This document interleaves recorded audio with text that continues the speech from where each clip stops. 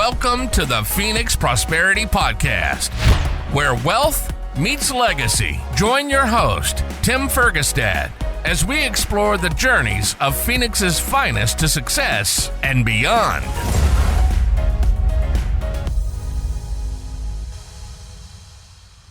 Hello, this is Tim Fergestad. Thank you for joining us. Today I'm joined by Hannah Chapman, CFP, APMA, you got a lot of letters. Certified financial planner, accredited portfolio manager, management advisor, right? And a chartered retirement planning counselor. That's awesome. And founder of X Squared Wealth Planning and Expansive CEO. Hannah helps visionary entrepreneurs bring clarity to their money, build intentional wealth, and align saving, spending, investing, and giving with the life and impact that they actually want. Welcome to the show, Hannah. Hi, Tim. It's so good to be here. I'm so excited to talk. All right, that was a lot, and you have The a lot more alphabet soup. I could have put in. Yeah, that was a lot of strong stuff. How'd you get to that spot? What was the driving factors that made you want to play in this space? Well, I actually just talked about this on one of my podcasts. I just crossed over 20 years in the industry in June of Congrats. 2026. Yeah, 20 years. I started in banking at a local bank up in Flagstaff, actually. So my husband and I both went to college at NAU. And then when Okay. I graduated from NAU, my very first job out of college was at a bank. Okay. My first full-time job, like big girl job, right? Right. So I was working at a bank. We worked with a ton of small business owners because it was a local bank and they liked being able to come and do their drops and like know who they were talking to. So that was one of my first exposures Mm, to also like working with small business owners, which I right. absolutely love. And I got to, sometimes go to the business and pick up their stuff and talk with them and see how they're doing. And then, about a year and a half later, my husband got into grad school in Ohio, in Cincinnati, Ohio, and we decided to pick up and move. And so in 2007, I started working at Ameriprise, and that's when I got my Series 7 license, my Series 66, life health insurance lines, all of that. Um, Fully ready to go, raring to like, all right, I can help people. And became an advisor in 2007. And that lasted a whole 12 weeks because I didn't get enough clients in that first 12 weeks to continue on as an advisor. Huh. I had That's a to, short time window, really. I mean, just to start a book of business. it was awful. Like I literally almost gave myself ulcers in that time. So story for another day, but what it did lead to, I believe everything happens for a reason. Like it was all important parts of the path to get me into the practice that I was then a like critical support person in for a long time. So I moved from that, brand new baby advisor role into being, the financial planning lead for a big practice in Ameriprise um, there in Cincinnati. So I was there at that practice in particular for about 13 years and just got to learn. What I loved about it was being able to like really see all these different types of situations and help. It's like, it's such a beautiful puzzle when Right. we get to see like, okay, like, what is it that you want to create? What do you want to experience in life? If you have kids, what do you want to experience with your kids? What do you want to do with them or for them? What legacy do you want to leave? If you have charitable intentions, what matters to you? What do you care about? And then how can we create the tapestry, the money tapestry of your life to be able to experience life the way that you want to experience it, with the people you want to experience it with, all of those things. And then how do we protect your family? In the case of insurance, how do we make sure your estate plan matches all the things so that when you do pass away, because none of us are living forever yet, right? Like we want to make sure it's going to be safe and pass through the way that you want it to pass and in the most efficient, effective way, which we'll get to a little bit. Actually, like that's a really important part of the planning process is making sure that things are going to be okay for your survivors on the Right. other side. And so what I got to do especially in those, I was a the financial planning lead for about 9 years in that practice, working on literally thousands of different, planning clients and business owners and teachers and firefighters and executives and all kinds of things.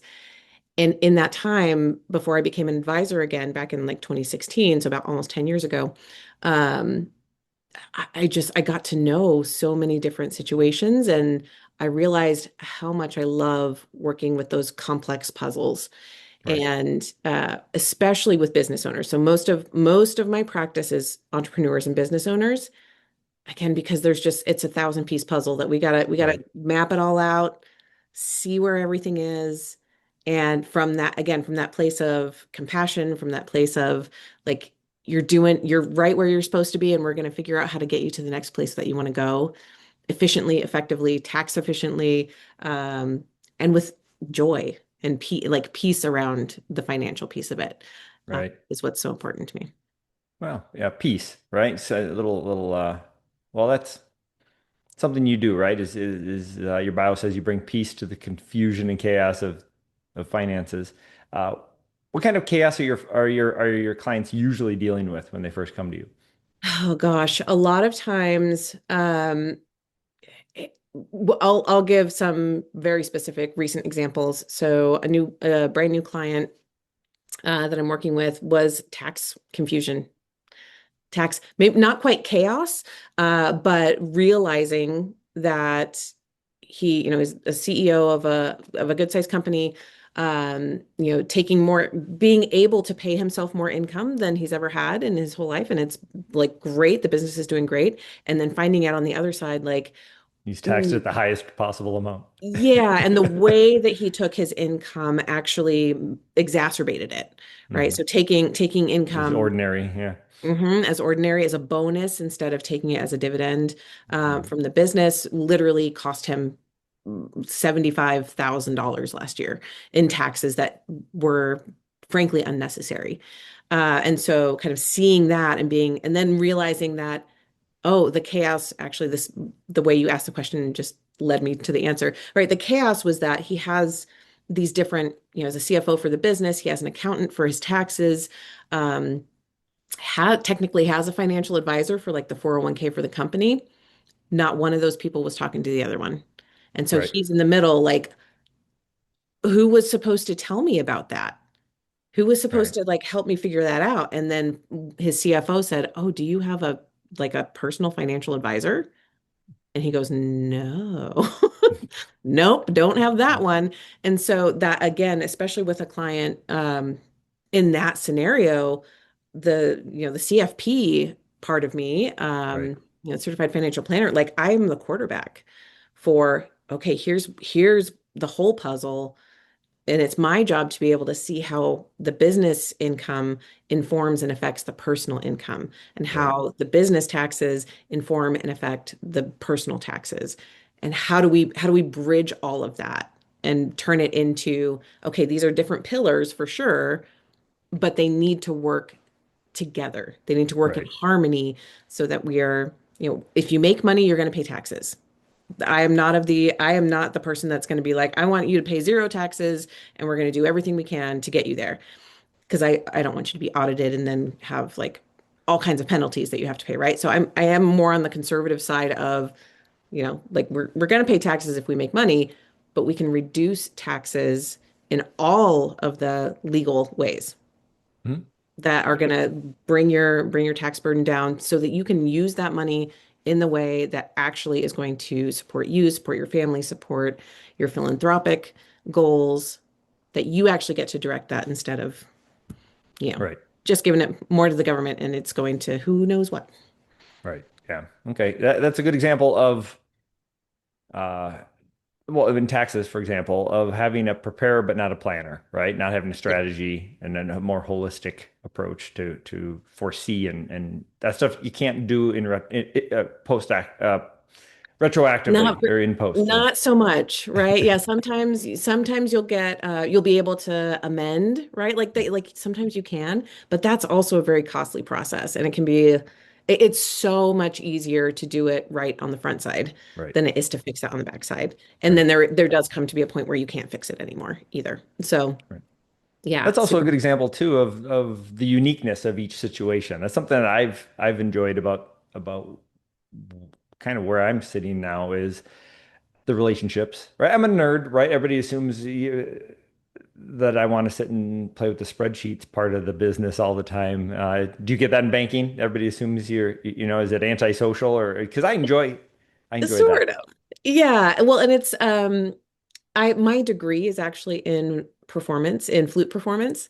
So I'm a musician as well and an artist in a lot of ways. And so that little piece of like, oh wait, hold on. That's one of my fun facts about me.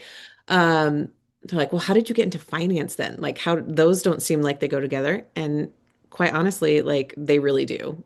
Music is math. Music is a different language. It's like it actually lights up a lot of the same parts of the brain as math does in general. And what I really appreciate about that time of my life and having put so much effort into, learning an instrument and being really deeply honed in that craft was being able to translate that into like, yeah, I love being on podcasts. I love being on stage. I love being able to share the Right. knowledge, right? Like, so the being in a specific relationship with a client, that's all private, confidential information, and that's beautiful and important. But the broader education of why do we do financial planning the way that we do? What are the important things to look at? Like that piece, all of that Right. training in performance really helped me with. But You on that get other you get to side, help people while solving puzzles.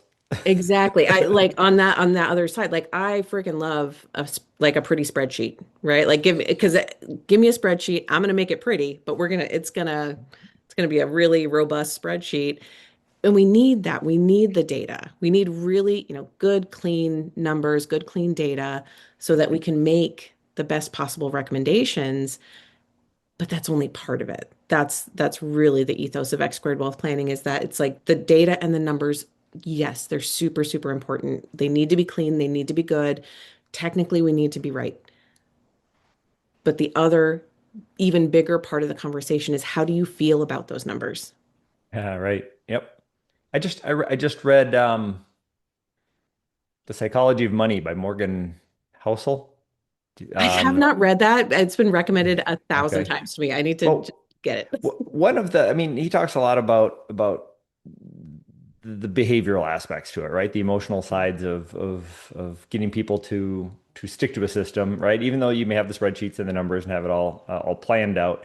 Um, One of the things that resonated with me the most, it was he said one of the hardest principles for people is to not move the goalposts, right? That lifestyle creep that particularly high income earners get, right? Particularly when you have right, that delayed gratification, like a lot of us, right? We grind through our 20s and 30s, and then finally you have an income and you start paying off loans. And I mean, there's only so long you have to, quality of life to really go enjoy. Like I love that this picture of an old couple on a gondola in Venice and they're sleeping.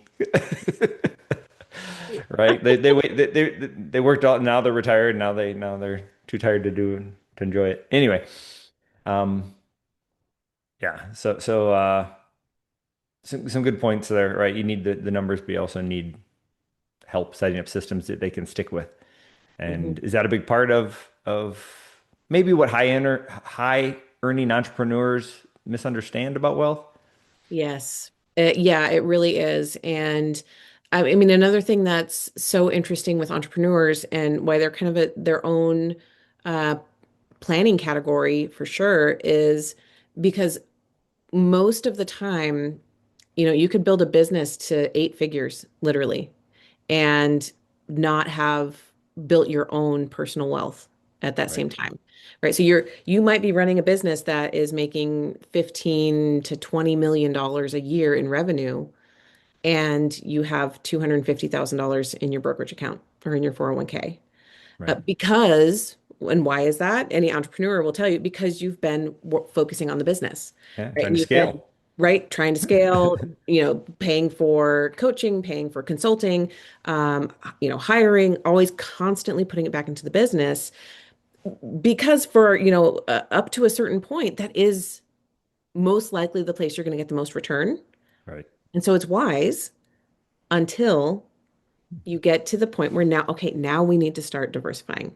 Now Right. we need to start, taking some of that income and funneling it back into your personal space because into your personal investment accounts, into your retirement accounts, into your kids' account, whatever that looks like, that's part of the planning process.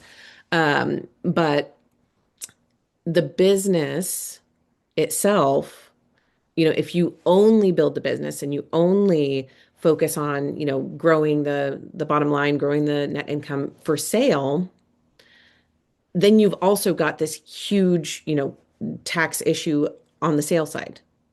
And then we get into when you sell that business. Let's say you build it to $25 million in revenue per year. You go to sell it, it sells for, it's got great multiples, and you sell the business for, I don't know, let's say it sells for $50 million. And you are the main owner and you end up with, 20 million of that all by yourself. And you've only ever had $100,000 or $200,000 in your brokerage account. And suddenly your business has been sold. You're not the CEO anymore. Someone else is at the helm. That baby that you grew for so long is now off, doing its own thing in the world. Mhm. You get to sit at home with your $20 million and suddenly like you don't know what to do with yourself. Mhm. We see that so often in the space and working with, again, with like high-powered entrepreneurs. It's like if you've never built the muscles to manage your personal finances Right. in this way, it can be really, really unmooring, really disorienting. Sure. Sure. That was your identity, right? It was Mhm. 20 years of your life. You focused on that. Plus, there's also, you throw in that, I don't know what you call it, that lottery winner syndrome, where all of a Mhm. sudden you have a bunch of money and you're not trained on how to keep it. Exactly, because that at that moment, people are gonna sniff it out that you have, a big payout, that something happened, and you're gonna get all kinds of pitches. Everyone's gonna want to like tell you, here's how you should invest it. Here are all these different things that you can do.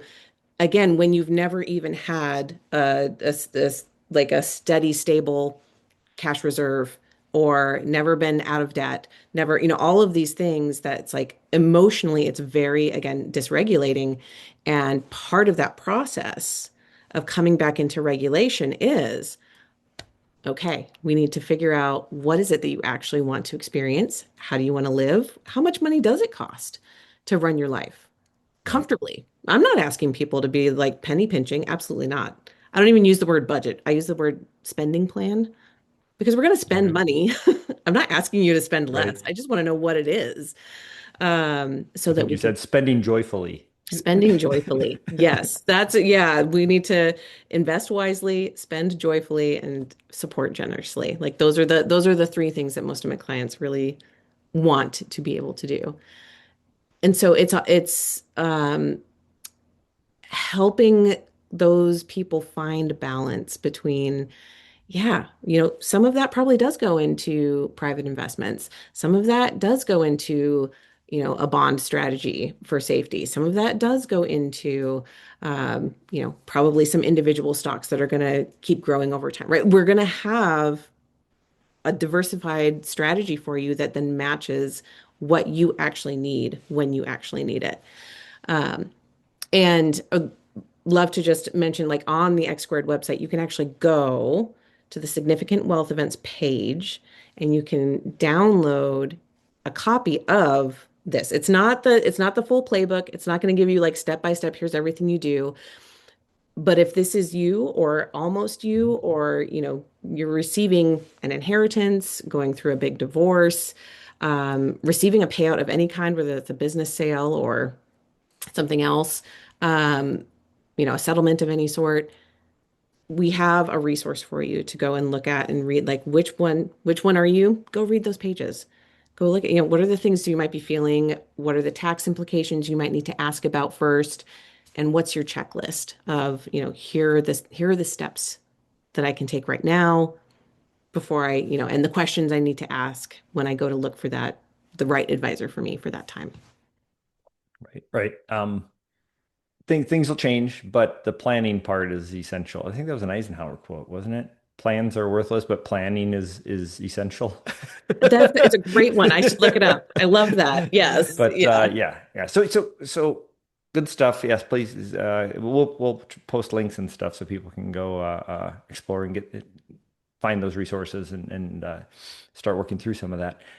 You've built both X Squared Wealth Planning and Expansive CEO. What sort of led to the two distinct brands? Oh, it's such a good question. So X squared came first. And as I was building, I launched X squared in January of 2021. And I really focus on, like I said, the emotional experience we have with money. We talked about the psychology of money. Mhm. It truly is like how we make our decisions is the thing that is criminally undervalued in the Right. financial planning space, right? So many financial planners are great at that thing. Give the plan, Right. okay, do this every month, you'll be fine. And then when their clients inevitably can't quite do that, they don't know what to do with it. So addressing the emotional impact and how you feel about money and the money stories that live underneath all of the decisions that you make, that's where I come in. And that's one of the big differences. But as I was saying that, I was getting so many people asking who weren't quite ready for X squared yet, who weren't quite ready for the financial planning aspect yet, um, asking me, is there like, how do I get to you? How do I build my business in a way that then I'm making more money than I need, and then I Mhm. can start putting it away. And Right. so as I was navigating that, it was like, okay, I gotta wait, I gotta wait. I have to build my practice, focused on that for a while. And then in late 2022, so about 18 months later, I had the inspiration for Expansive CEO and for creating an offering that helps business owners create their Right. business in a way where they can be the expansive CEO. Right. Jumpstart their personal finances from Exactly. the company. Exactly. So like get your business to a place where you're actually making more than you need. How do we do that? So Right. it goes through all those steps, some fundamental, again, both things, the fundamental logical pieces that you need to have in place financially for your business and the emotional pieces that you need to have in place for your business. And as I was talking to my compliance officer, as everyone should know and is very necessary, the financial industry is heavily regulated, and it should be. And we need to be a safe space for clients, but that also means that we have to be, again, like we're very regulated by the SEC, by FINRA, by the government and the IRS. All of these things we have to be accountable to. And in talking to my compliance officer, he felt that it would be important to actually split that off. That if that was more of a Hmm. coaching arm, Right. that just for business coaching, basically for the most Depending part. upon which license you are currently have active, et cetera. Right, exactly. And so that was the recommendation, was to create Expansive CEO as its own LLC, its own company. And then when people are ready then for the Okay. full financial planning and investment management that we do, that we then bring them over into X squared. So it is a bit of a, if we were in any other industry, right, where there wasn't quite so much regulation, it probably would all be under the same umbrella. Okay. But because we have to be accountable for literally everything we say and recommend, it just creates that I separation. like it though. I like it though because it's phase one, right? It's simple clarity, right? Start what kind of like Mikowitz's, right? Profit first. You just start structuring your business so you can get to phase two. Um, Absolutely. Absolutely. I love Profit First, by the way. I think Mike McAllowitz, his heart is just such in the right place with that. And we use a little bit of that in the Expansive CEO program as okay. well, for how giving people a framework for how to bucket their finances. Right. I use I automate it, take the emotions out of it. Right, exactly. Put some percentages on it, and it gives you the thing that I hear the most about the Expansive CEO program is like, my God, I wish someone would have told me this when I started my business. Right. Like, I Yes. wish I had this information when I started. It would have made things so much easier. Like, okay. Yep. I know a lot of people I have a lot of friends who are that way. I mean, in all sorts of industries, right? I have dentists, optometrists, all sorts of, right? They really, uh, it helped them get clarity on their personal and business finances so they can actually start making ground. Exactly, exactly. All right. So, we're running out of time. I might have to have you on again.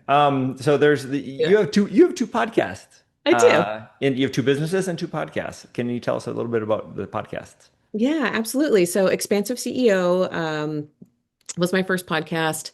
Again, it's under the Expansive CEO umbrella and brand, Perfect. and it really is about building a business from the heart and building a business that's aligned with your zone of genius and uh, aligning with what you truly are here to do. So we talk a lot about, again, different ways to heal what you're going through, heal the, especially if you're coming from corporate and have different trauma around money and visibility and all those things. So there is a strong aspect that is about how do you heal these things, a strong aspect of how do you know yourself. We talk about human design and gene keys and inner child healing, which are all ways, again, of like being introspective and understanding who you are. And then how do we get that out into the world? How do we make good financial decisions? How do we make good hiring decisions? How do we build a team that is actually functional and works well together? All of those, it's, business building from the heart. So broad topics, lots of Right. different avenues that we go through. And that podcast has around 300 episodes now. That one's been Nice. for a while. Yeah. So love that. And the second podcast is called Investment Friday. And so that one is much more targeted to what's happening in the economy, what's happening in the markets, um, and financial education, but from a place of how, again, it's all about financial decision making. How do we make clear, grounded decisions that are not based in fear, that are Right. not, that you're not feeling thrown around by the waves of, whatever the news is talking about this week, and then being afraid and making financial Right. decisions Yeah. from that place. So Right. in Letting the that, primal parts of your brain dictate your right. financial future. Absolutely. Absolutely. People don't quite realize just how emotional their decisions are around money until, they've got, someone like me and my co-host on Investment Friday is Brad Haynes. He's the Chief Investment Officer of Juncture Wealth Strategies. So he's Okay. my Chief Investment Officer that works, with all my clients in X Squared and with me, all of that. And so he brings, 30 years of experience, 32 years of experience in the field, as a CFA and a FRM, a financial risk manager. And then I come in with my 20 years with, my CFP, my designations, and we get to really talk like what's the history? Where have we seen this before? What are we forecasting for the future? And just again, grounding those conversations in, we constantly, since 2008 or even before that, really, we constantly hear like this is unprecedented. We've never seen this before. Nothing like this has ever happened. And 90% of the time, that's just not true at all.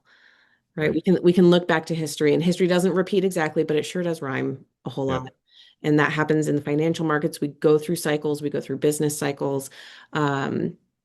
And we can't predict exactly how things are going to go. We don't know when the next 20% correction is going to be, or the day it starts, but we can forecast into the future from a place of groundedness and of optimism versus from a place of fear and scarcity. Right. And that's really the thing that we bring to our clients, through X squared wealth planning and juncture wealth strategies together, that Nice. we want people to Those, feel confident in the decisions they're making and in the team that's helping them make those decisions. right. Excellent. Those both sound like great podcasts. I'm excited to check them both out. Well, thanks. Was Investment Friday inspired a little bit? What was it? Ira Flatow did Science Fridays on NPR. Do you remember You know, that? I freaking love Science Friday. I love Ira Flatow. Yes. Okay. It's so funny because it wasn't necessarily at first. Investment Friday started as a segment of the Expansive CEO podcast. Ah, And earlier this year, so yep. early 2026, we decided to split them into their own streams. And we thought about changing the name for a while. And it was actually my husband who was like, he said he made that exact, he's like, no, Investment Friday is fun. I was like, what do you mean it's fun? It's like, and it's like Science Friday. I love Science Friday. It's like, you're right, it is. It is. So Sweet. hopefully we're a Excellent. little bit fun. Awesome. You are. I can tell already. All right, Hannah. If people would like to connect with you, with X Squared, Expansive CEO, the podcast, where can they go? What should they do? So if you go to, honestly, if you go to hannahchapman.com, HANNAHR as in Rose, Chapman.com, that will actually direct you everywhere. Okay. So you can go to the X Squared website, you can go to the Expansive CEO website, and you can see both podcasts there as well. So that's kind of like the hub of everything. If you are in that boat of like, yeah, I have actually been looking for, a team, an investment management team and financial advice team that really brings everything together, that's straight to X Squared. So that's X, the numeral 2, wealthplanning.com. And you can jump on my calendar, you can send me a note, you can send me an email. You can send me questions for the podcast. Love hearing from people. Awesome. Great stuff. Thank you. I have a link tree, something like that too. It has links to everything else. But you kind of need it, right? You're so darn active. Yep. All right. Excellent. Well, thank you everyone for listening and watching. Thank you very much, Hannah Chapman, for joining me today. Very much appreciate you sharing your story and all the different ways you're providing value to people. It's great. Thanks, Tim. It's so good to be here. Inspired by our guests? Visit phoenixprosperitypodcast.com/guest and join us on the show and share your success story with Tim. The spotlight awaits.